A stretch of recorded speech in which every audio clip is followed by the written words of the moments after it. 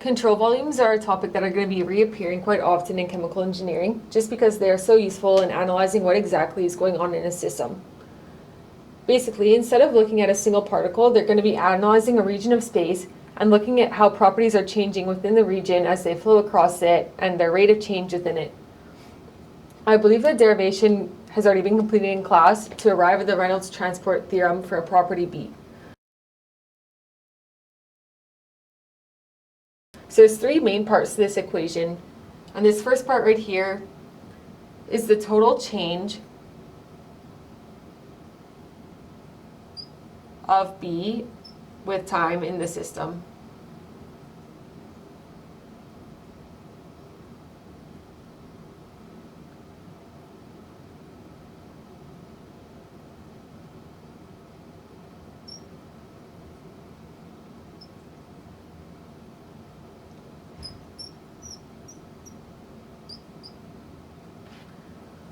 The second part here is the rate of change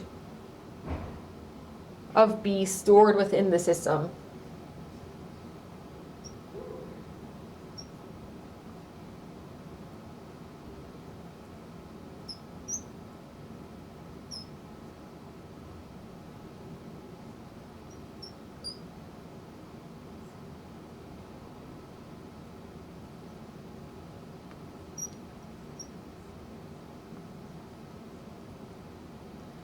And finally, the third term is the net outflow of B across the volume surface.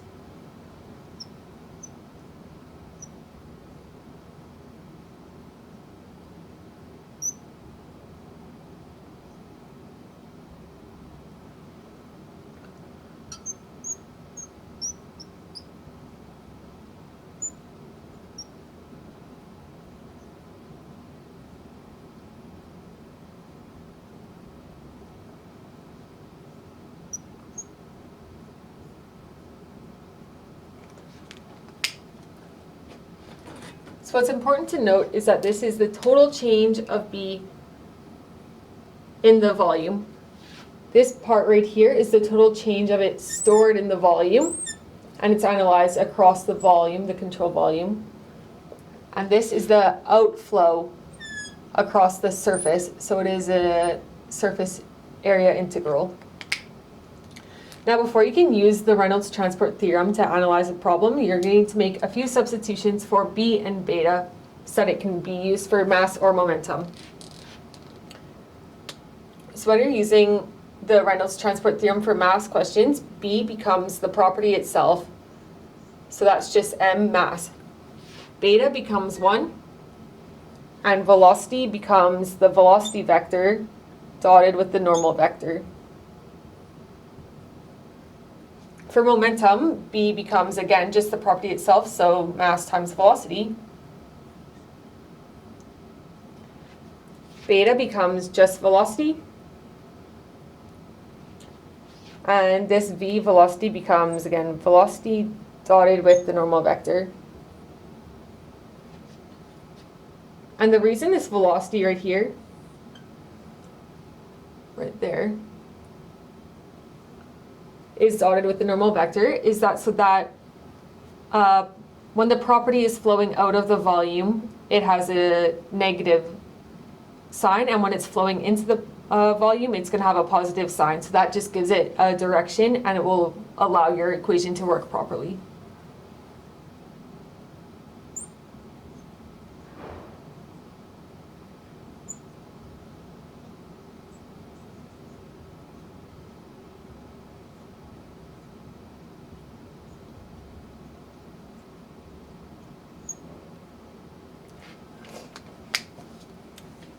So also, we know that force equals mass times acceleration. We also know that the change of velocity with time, dv over dt, is equal to acceleration. So then we can go on to say that the sum of forces on a system are equal to its change in momentum with time, d mass velocity over dt, which is the left-hand side of the Reynolds transport theorem for momentum. So now we'll go into a few examples so you can see how this equation kind of works in actual example problems. So in this question, we're given that we have a tank that is 3 meters in diameter. Entering this tank is a pipe that is 0.1 meters in diameter, and there's a fluid flow rate of 1.5 meters per second through this pipe. Exiting the tank is a pipe 0.2 meters in diameter with a flow rate of 0.75 meters per second of fluid. We're asked to find the height change of the tank. So since this is a control volume problem, we're going to start by drawing in the control volume, which will encompass the tank and the two pipes that are exiting and entering the tank. This is our control volume. We're going to be using the Reynolds transport theorem analyzed for mass across the control volume so we can find the height change. Let's take a look at the transport theorem and see what we can change in the equation so we can calculate what's going on with this tank. So first of all, the control volume, there's no mass being created or destroyed within this tank, so we can right away go ahead and say that this term right here is 0. Second, this is going to be non-zero, and this is what we're going to be trying to find, the change in the amount of mass that is stored within our tank. So this is what we are trying to find, the change in mass stored.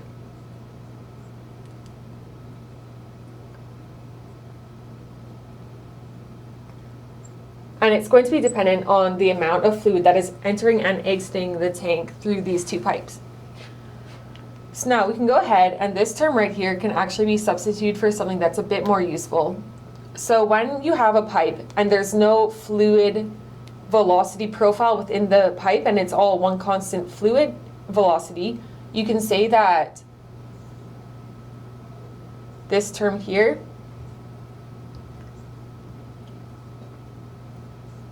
is equal to simply the density. Since our density is not changing, we can take it out of the integral and put it in front of this new summation. And it is equal to the velocity vector times the normal vector, the velocity vector times area. And this velocity vector is going to be the velocity with direction, so this term here.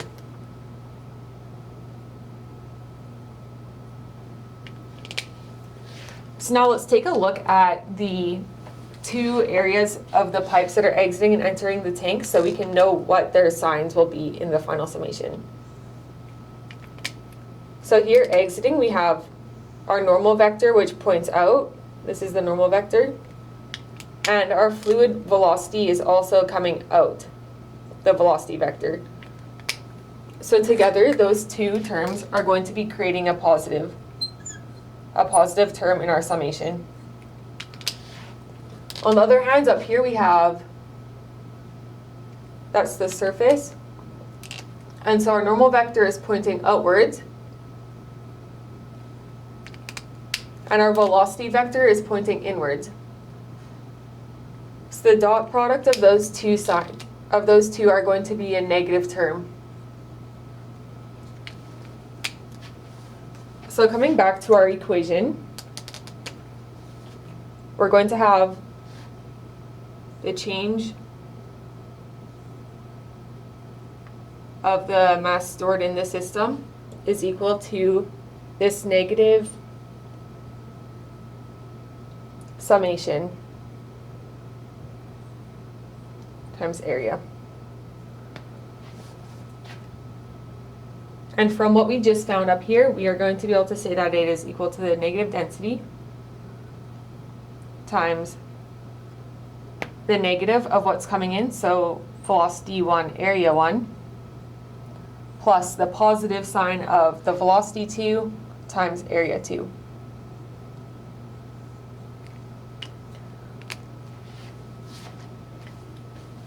And now let's work with right here this term so we can get something a bit more useful.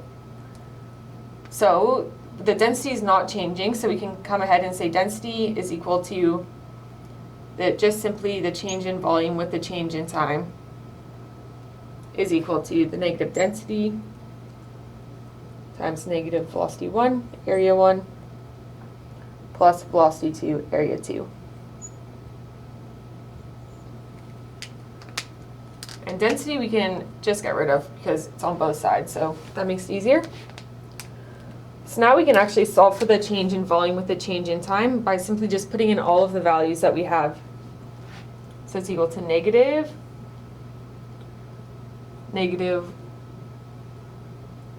1.5 meters per second times the area at the entrance, 0.1 squared, over 4 times pi, plus 0.75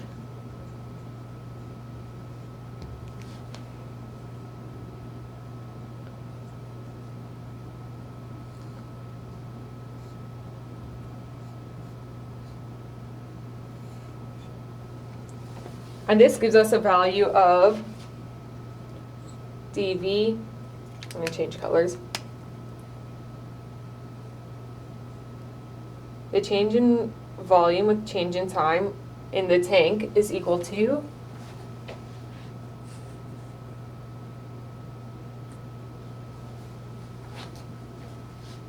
negative 0.0178 meters cubed per second.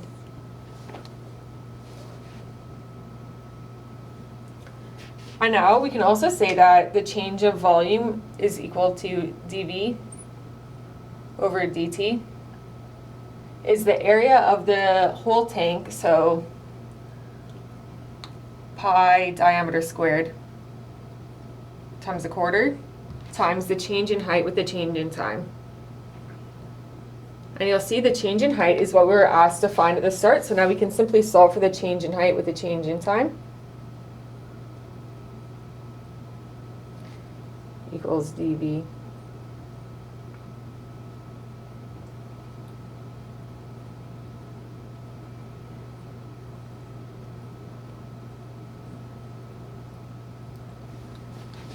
and that will be equal to negative 0.0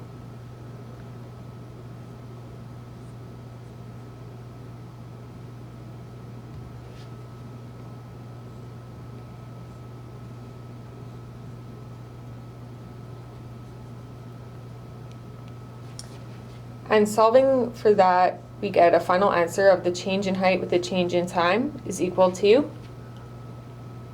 negative 0.00167 meters per second.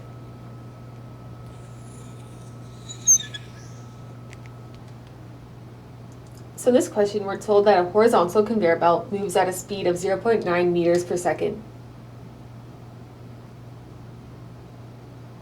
We are also told that sand falls from a tank at a speed of 1.5 meters per second, landing onto the belt at a rate of 225 kilograms per second. The sand density is also given as 1,580 kilograms per meter cubed. We're asked to find the tension required to pull the belt and all of the sand that is currently on it in this instant. So what we're trying to find is this right here, tension in the belt, which is causing the belt movement. Let's start by drawing the control volume so we can analyze what's going on in the question and decide how we're going to solve it.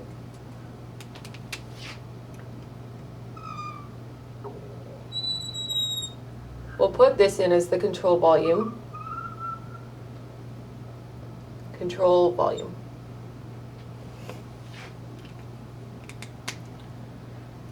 So we'll also be making some assumptions, and we're going to assume that there's no friction in the rollers or on the conveyor belt at any part. So the only force surface that's acting in the x direction will be the tension on the belt. Further, since gravity acts in the y direction, there's going to be no body body in the x direction. So F Bx equals 0.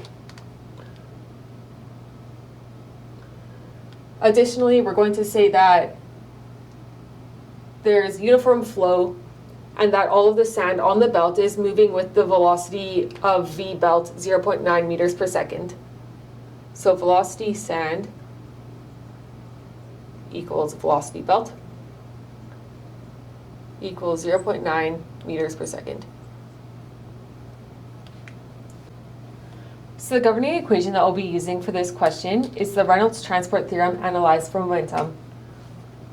So putting in our substitutions, we get that the change in momentum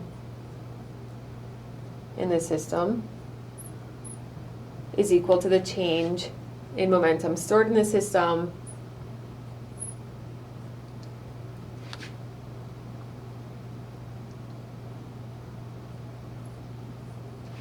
plus the outflow of the momentum across the system's surface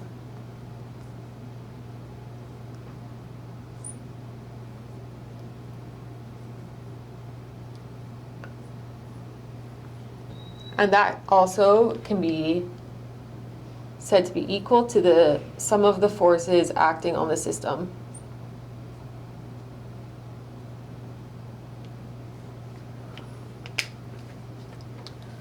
So recall from our assumptions that we said that the only surface forces acting in the x direction is the tension on the belt, and that there's no body forces acting in the x direction either.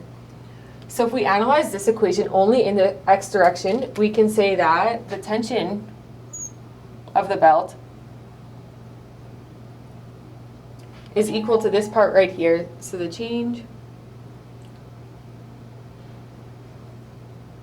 of the momentum stored in the system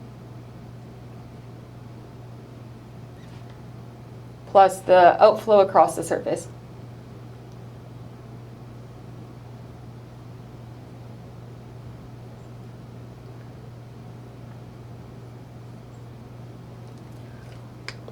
However, you'll also note that based off of where we drew the control volume, there's no sand actually moving into or out of the control volume in this x direction.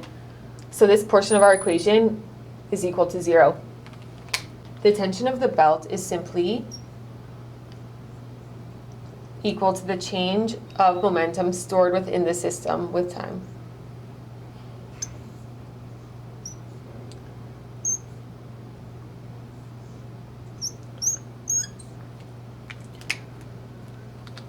However, the final assumption we made was that the velocity of the sand is equal to the velocity of the belt, which is equal to a constant 0.9 meters per second. So we can take that out of this integral here and get the tension in the belt is equal to the velocity of the sand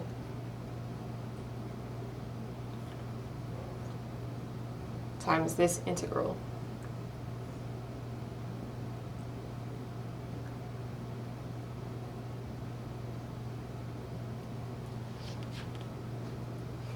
Now, the density of something analyzed across the whole volume is simply the mass. So what we actually end up with is the velocity of sand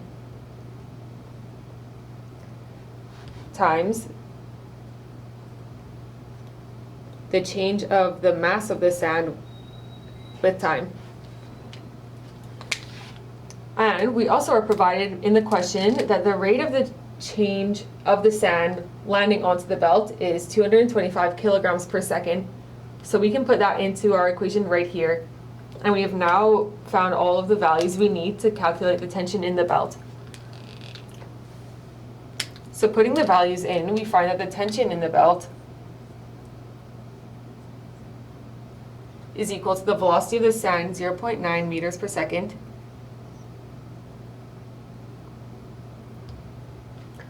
times the rate of the mass change of the sand on the belt, which is 225 kilograms per second.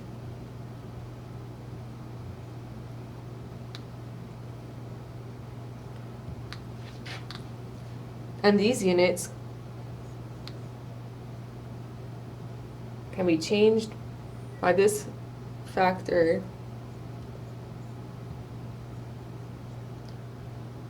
to provide us an answer of 203.4 newtons equals the tension in the belt.